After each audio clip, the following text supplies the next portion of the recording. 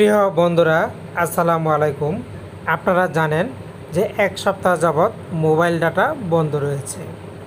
যারা internet package কিনেছিলেন তারা হয়তো অনেকেই ইন্টারনেট ব্যবহার করতে পারেননি। তার আগে আপনার ডাটার মেয়াদ শেষ হয়ে গেছে। অনেকে অর্ধেক ব্যবহার করেছেন, বাকিটা ব্যবহার করার আগে মেয়াদ শেষ হয়ে গেছে। যারা এই ক্ষতির সম্মুখীন হয়েছেন তাদের জন্য 5 জিবি ডাটা বোনাস ঘোষণা করেছে অপারেটরগুলি। এই 5 জিবি বোনাস ডাটা কারা পাবেন, কিভাবে আপনাদেরকে নিতে হবে সেটা এখন আপনাদের সাথে শেয়ার করব। তো বন্ধুরা, চলুন শুরু করা যাক। তো লক্ষ্য করুন, বিষয়টি আমি একটি নোটপ্যাড করে রেখেছি। মোবাইল ইন্টারনেট যেভাবে মিলবে বোনাস ডাটা। কোটা সংস্কার আন্দোলনের মধ্যে বন্ধ হওয়া মোবাইল ইন্টারনেট সেবা রবিবার 28 জুলাই আজকে থেকে কিন্তু পাওয়া যাচ্ছে। 3টার পর থেকে অধিকাংশ গ্রাহক মোবাইল ইন্টারনেট ব্যবহার করতে পারছেন, তবে ইন্টারনেটের ধীরগতি পাওয়া যাচ্ছে বলে অভিযোগ রয়েছে।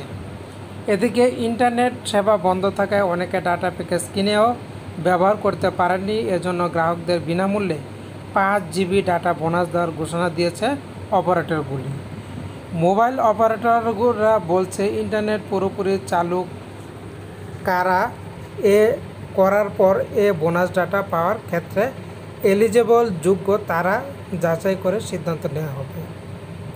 প্রত্যেককে কিন্তু এই 5 জিবি বোনাস দেওয়া হবে না, এটা যাচাই বাছাই করে তারপর দেওয়া হবে। এবার আমরা দেখব কারা পাবেন বোনাস ডাটা। গত 18 জুলাই রাত আনুমানিক 9টার দিকে সারা দেশে ইন্টারনেট শাটডাউন করা হয়। ওই সময়ের আগে যেসব গ্রাহক প্যাকেজ কিনেছিলেন, আবারও খেয়াল করুন, ওই সময়ের আগে যেসব গ্রাহক ডাটা প্যাকেজ কিনেছিলেন এবং ইন্টারনেট সেবা বন্ধের 10 দিনের মধ্যে মেয়াদকাল শেষ হয়েছে, তারাই কেবল বোনাস 5 জিবি ইন্টারনেট পাবেন। তাছাড়া কমপক্ষে 1 থেকে 1.5 জিবি ইন্টারনেট অবশিষ্ট ছিল এমন গ্রাহকরাও এই বোনাস পেতে পারেন।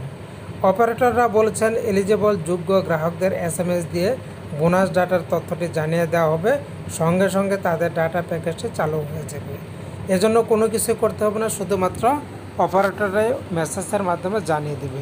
তো বন্ধুরা, আশা করছি বুঝতে পেরেছেন কিভাবে আপনারা 5 জিবি বোনাস ডাটা পেয়ে যাবেন।